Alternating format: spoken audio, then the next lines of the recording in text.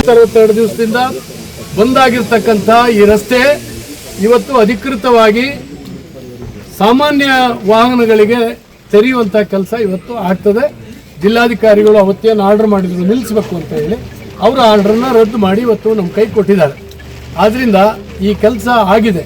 ನಿಮಗೆ ಗೊತ್ತಿರಲಿ 21-22ನೇ ಇಸ್ವಿನಲ್ಲಿ ಇದಕ್ಕಾಗಿ ಕಾಯಂ ಇದು ಜರಿಸ್ತಾ ಇತ್ತು ಈ ಘಾಟಿ ರೋಡ್, ಮತ್ತು ಅಲ್ಲೂ ಕೂಡ ಹೊಂಡ ಬಿದ್ದು ಸಾಕಷ್ಟು ತಿಂಗಳಾನುಗಟ್ಟಲೆ ನಿಲ್ತಿತ್ತು.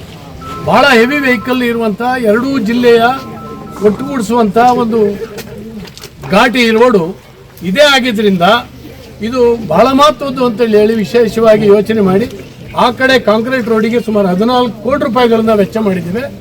ಈ ರಸ್ತೆ ಏನಿದೆ ಇದಕ್ಕೆ ಸುಮಾರು 4.5 ಕೋಟಿ ಪ್ಲಸ್ 1 ಕೋಟಿ, ಆ ಕಡೆ 1 ಕೋಟಿ ಕೆಲಸ ಆಗಲಿಲ್ಲ. ಒಟ್ಟು 5.5 ಕೋಟಿ ರೂಪಾಯಿಗಳನ್ನ ಮಂಜೂರು ಮಾಡಿಸಿ ಇದನ್ನ ಕೆಲಸ ಮಾಡಿಸಿದ್ದೀವಿ. ಕಳೆದ ಸಾರಿ ಭಾಳ ಅವಘಡ ಆಗುತ್ತೆ, ನಮ್ಗೆ ದುಃಖದ ವಿಚಾರ. ಯಾರೇ ತೀರು ಹೋಗಲಿ ಅದು ನಮ್ಮ ಕೆಲಸಕ್ಕಾಗಿ, ನಾವಿಲ್ಲಿ ಓಡಾಡುವಂಥವ್ರ ಕೆಲಸಕ್ಕಾಗಿ ಅವ್ರು ಬಂದಂಥ ಬಡವರು ತೀರೋಗ್ಬಿಟ್ರು. ಭಾಳ ದೊಡ್ಡ ಅವಘಡ ಆಯಿತು. ಭಾಳಷ್ಟು ಜನ ಅದಕ್ಕೆ ಏನೇನೋ ಮಾತಾಡಿದ್ರು. ಹಿಡಿದು ಕಂಟ್ರಾಕ್ಟ್ರನ್ನ ಜೈಲಿಗೆ ಹಾಕಬೇಕು ಅಂದವರು ಸುಮಾರು ಜನ, ಇಂಜಿನಿಯರ್ನ ಜೈಲಿಗೆ ಹಾಕಬೇಕು ಅಂದವ್ರು ಸುಮಾರು ಜನ, ಅವ್ರಿಗೆ ಸತ್ತೋರ್ದು ಆಗ್ತಿಲ್ಲ, ಯಾರನ್ನಾರು ಜೈಲಿಗೆ ಕಳಿಸ್ಬೇಕು ಅಂತೇಳಿ ಹೇಳಿ ಕೆಲವರು ಈ ಮನೆಗೆ ಬೆಂಕಿ ಬಿದ್ದರೆ ಬೀಡಿ ಹಚ್ಕೊಳ್ಳೋವಂಥ ಕೆಲಸ ಮಾಡ್ತಾರಲ್ಲ, ಅವರು ಭಾಳಷ್ಟು ಮಾತಾಡಿರ್ತಕ್ಕಂಥ ನಾನು ನೋಡಿದ್ದೀನಿ.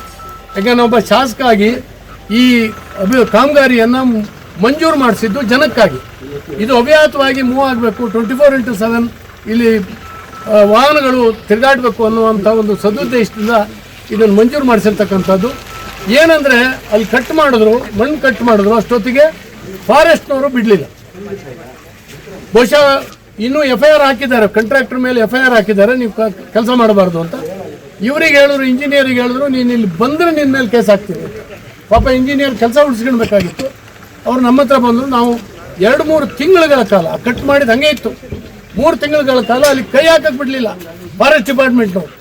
ಆಮೇಲೆ ಹೋಗಿ ಅದನ್ನು ಸ್ಯಾಂಕ್ಷನ್ ಮಾಡಿಸ್ಕೊಂಡು ಬಂದು ಕೆಲಸ ಶುರು ಮಾಡುವಂಥದ್ದು ಲೇಟ್ ಆಗಿದ್ದರಿಂದಾಗಿ ಮಳೆ ಬಂತು. ಅವತ್ತು ಹದಮಳೆ 1-2 ಬಂದಿತ್ತು, ಮತ್ತು ಹೆವಿ ವೆಹಿಕಲ್ ತಿರುಗ್ತಾನೆ ಇತ್ತು, ಸ್ವಲ್ಪ ಅದರ್ತಾ ಇತ್ತು ಅದು. ಹಾಗಾಗಿ ಅದು ಜರಿಸುವಂಥ ಒಂದು ಪರಿಸ್ಥಿತಿ ನಿರ್ಮಾಣ ಆಯಿತು. ಇದು ಯಾರಿಗೂ ಕೂಡ ಗೊತ್ತಿಲ್ಲ. 2 ಜನ ಕಾಂಟ್ರಾಕ್ಟರ್ ಬಂದು ಓಡೋಗಿದ್ದಾರೆ. ಮೊದಲನೇ ಒಬ್ಬ ಕಾಂಟ್ರಾಕ್ಟರ್ ಬಂದವನು ಮಿಷನರಿ ಎಲ್ಲ ಇಲ್ಲೇ ಇರಬೇಕು, ಬಿಟ್ಟು ಓಡೋಗಿದ್ದಾನೆ. ಈ ಕೆಲಸ ನನಗೆ ಬೇಡ ಅಂತ ಹೇಳಿ ನಾವು ಕೂತ್ಕೊಂಡು ಇಲ್ಲೆಲ್ಲ ಇದ್ದಾರೆ ಚಂದ್ರಶೇಖರ್, ಅವ್ರಿಗೆ ಒತ್ತಾಯ ಮಾಡಿದ್ದು, ನೀನು ಈ ತಾಲೂಕಿನವನಪ್ಪ, ನೀನು ಮಾಡದೇ ಇದ್ರೆ ಇನ್ನು ಯಾರು ಮಾಡಬೇಕು ಅಂತ. ಈ ಸಾರಿ ಇವರು ಮಾಡದೆ ಹೋಗಿದ್ರೆ ಈ ಸಾರಿ ಸಂಪೂರ್ಣವಾಗಿ ಕೊಲಾಪ್ಸ್ ಆಗ್ತಿತ್ತು ಈ ಘಾಟಿ. ನಾವು ಕಾಯಂ ಆಗಿ ಓಡಾಡ್ಲಿಕ್ಕೆ ಸಾಧ್ಯ ಇಲ್ಲ. ಒಂದ್ಸರಿ ಜರ್ದು ಹೋಯ್ತು ಅಂತ ಹೇಳಿದ್ರೆ ಇದನ್ನ ರಿಪೇರಿ ಮಾಡೋ ಕೆಲಸ ಮಾಡಿಸಿದ್ದೇವೆ. ಭಾಳ ನೋವಾಗಿದೆ, ಅವರಿಗೂ ನೋವಾಗಿದೆ. ಅವ್ರ ಕಾಂಟ್ರಾಕ್ಟರ್ ಫ್ಯಾಮಿಲಿಯವನೇ ಒಬ್ಬ ತೀರು ಹೋಗ್ಬಿಟ್ಟ. ಹಾಗಾಗಿ ಎಲ್ಲರಿಗೂ ಕೂಡ ಇದು ಅವಘಡ ಆಯಿತು, ಮತ್ತು ಕೋಟಿಗಟ್ಟಲೆ ರೂಪಾಯಿ ಖರ್ಚು ಆಯಿತು, ಎಕ್ಸ್ಟ್ರಾ ಖರ್ಚಾಯಿತು.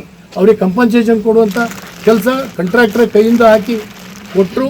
ಇವೆಲ್ಲವೂ ಕೂಡ ನಡೆದೋಯ್ತು.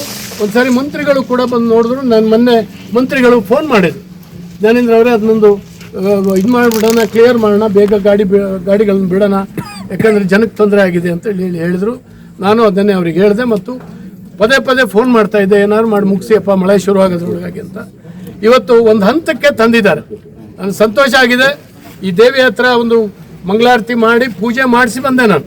ಯಾಕಂದರೆ ಇನ್ಯಾವತ್ತು ಯಾರಿಗೂ ತೊಂದರೆ ಆಗದೆ ಇರಲಿ, ಇಲ್ಲಿ ಓಡಾಡುವಂಥ ಯಾರೇ ಜನಕ್ಕೆ ತೊಂದರೆ ಆಗದೆ ಇರಲಿ ಅಂತೇಳಿ ಹೇಳಿ ಈ ದೇವ್ರ ಹತ್ರ ಕೈ ಮುಗಿದು ಬಂದಿದ್ದೇವೆ. ಇವತ್ತು ಅಧಿಕೃತವಾಗಿ ಇದನ್ನು ಉದ್ಘಾಟನೆ ಮಾಡ್ತಾ ಇದ್ದೀವಿ.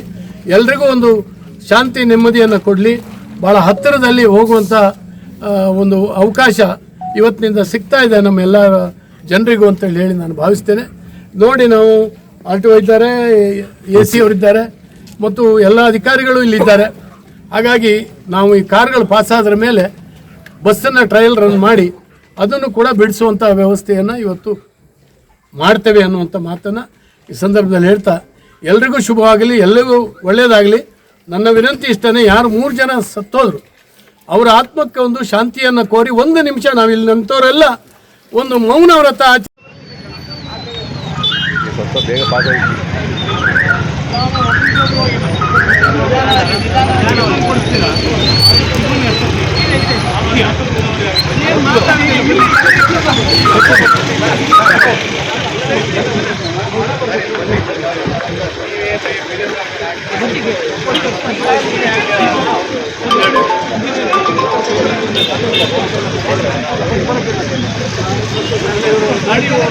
ಸಾಕು